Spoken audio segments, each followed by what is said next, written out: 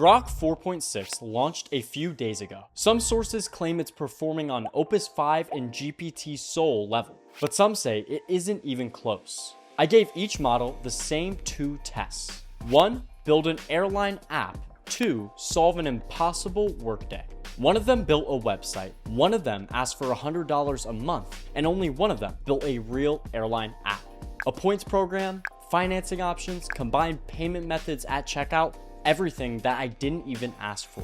But the second test was even harder. It was a schedule that just didn't add up, and a vague request to act as my executive assistant. That test is where I really got shocked, because the model that wrote the best brief isn't the model I choose to use. 3 models, 2 tests, let's go. Test 1, the build. 1 prompt, 1 shot, no follow-ups are allowed at all. I asked for a lot of things to be included that any airline app would have. Filters, a seat map, prices, and realistic data. That last line was the key.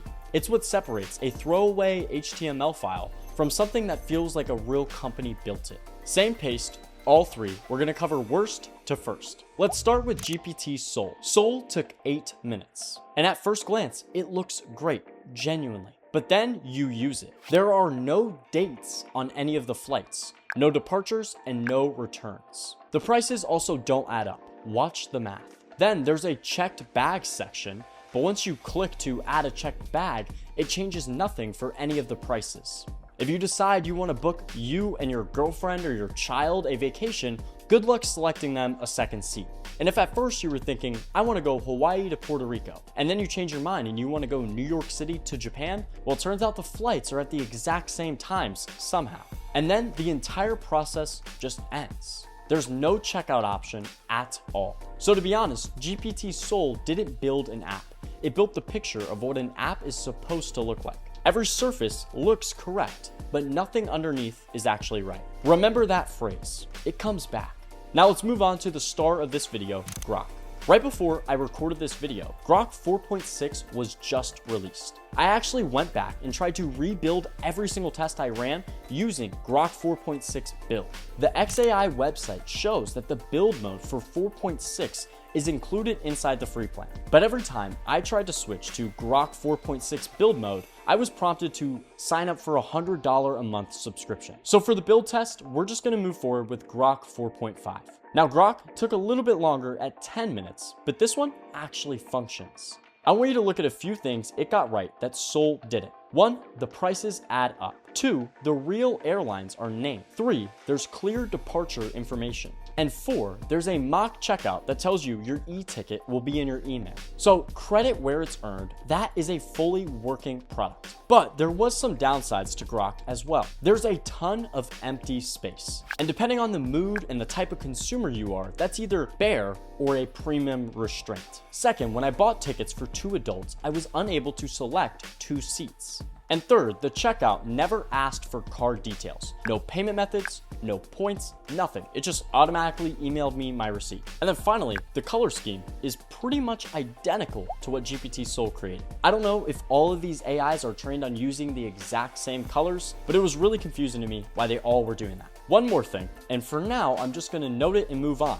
but pay attention here. I asked for a single HTML file so I could just open the app in my browser. Grok gave me a chat text instead. Now let's move on to the final model of the build test, Opus 5. It took 12 minutes, which was the longest of all the models I tested. But the second I loaded it up, I understood where all that time went. Let's start with the basics of the assignment. First, the filters all worked. Non-stop flights, one-stop flights, time of day flights, and all the prices were correctly listed.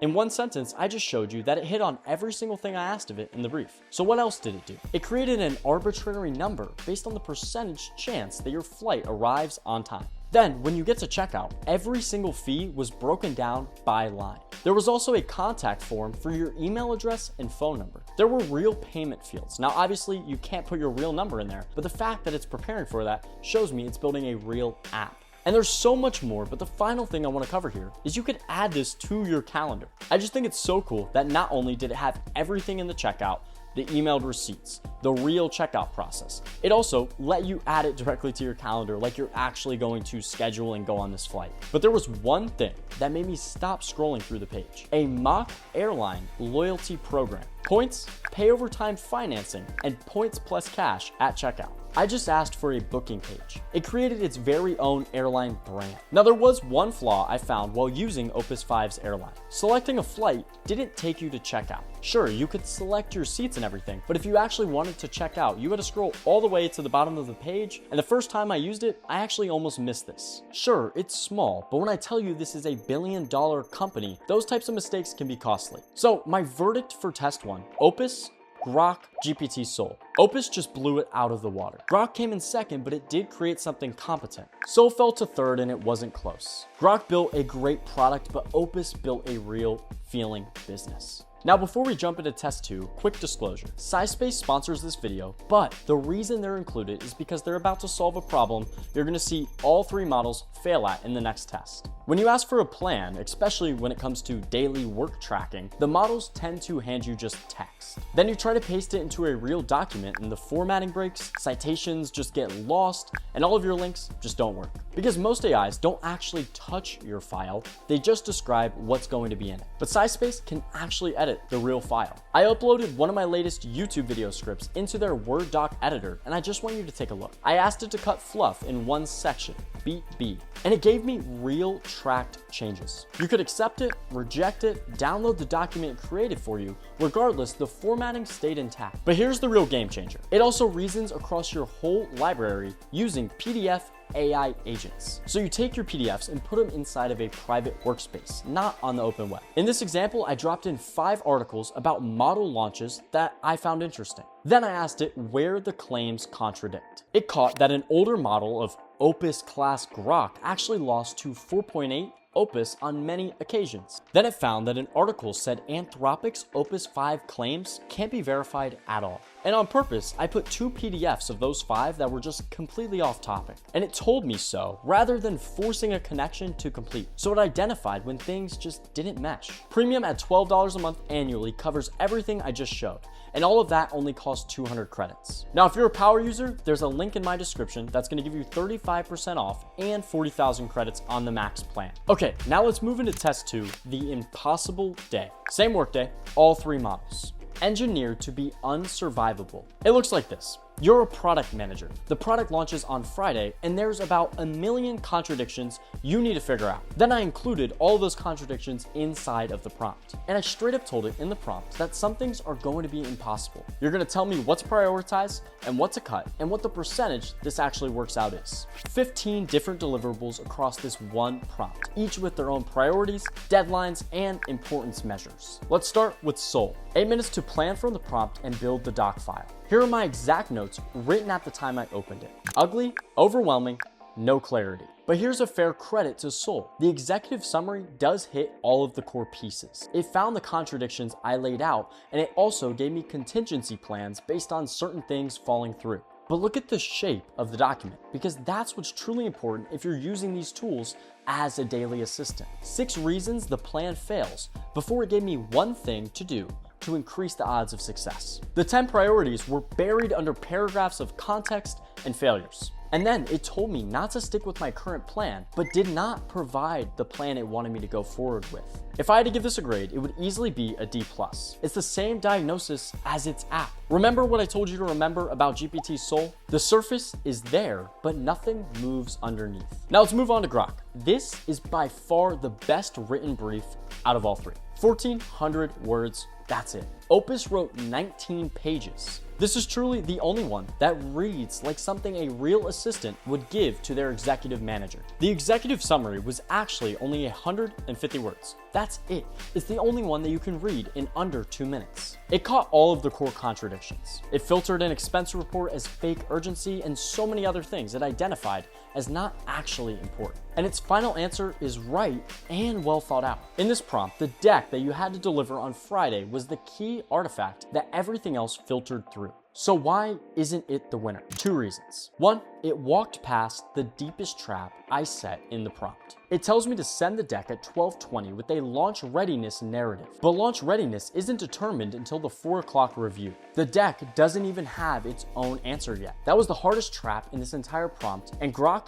just skipped right over it. Second, and once again, I asked it for a downloadable document and it gave me a chat text. That's twice in the same video across 2 different tests. I asked for an HTML file and I got chat text. Then I asked for a docx file and I got chat text too. In my experience, that wasn't a fluke, it was a pattern. Grok thinks very well, but fails to generate the deliverables I'm looking for. So the overall grade is a B.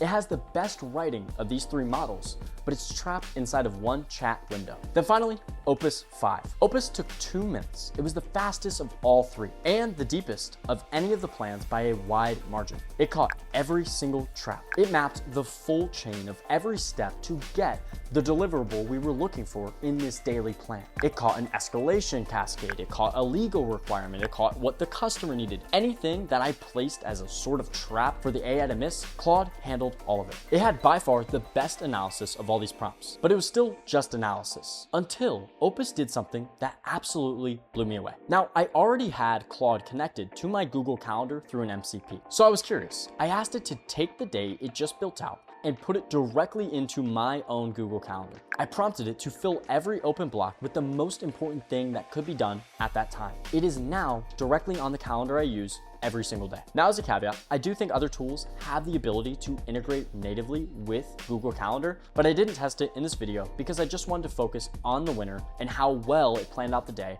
and it took 19 pages of a document and turned it into a Google Calendar block for me. And inside every calendar block, there was real details on why it mattered, what needed to be accomplished, and what the next action step for that item was. Sol wrote me a document, Grok wrote me a better document, Opus rearranged my week. That's not just a smarter model, that's a model with better hands. So my final verdict is Opus 5 wins pretty clearly. Not because it out-reasoned the others, even though it did, but because it's actually able to do something consistently with the prompts I give it. It built out an entire own branded airline app with points. It took a complicated 19-page document of an impossible workday prompt and made it as simple as a Google Calendar. But I want to give credit to Grok. 4.5 came out 2 or 3 weeks ago, and I would have loved to test 4.6 specifically on that airplane model. It had by far the best writing and concisiveness of any of the models I tested in this video. Now, if you're someone who likes to only use AI tools inside of a chat window, Grok may be the right fit for you if you prioritize efficient communication. Sol lost both tests, and there's nothing more to add to that. But if I was you, here's the one takeaway I'd actually keep. Every model today is smart, and they're only getting smarter. They're going to keep leapfrogging each other with updates. What separated second place and first place is their ability to get out of the chat text window and into your own tools. So if you're someone that prioritizes having an AI that can help you with your actual tools, I think it's a no-brainer to use Opus 5. Thanks for watching the video. I hope you enjoyed. Leave a like and subscribe, and I will see you in the next one.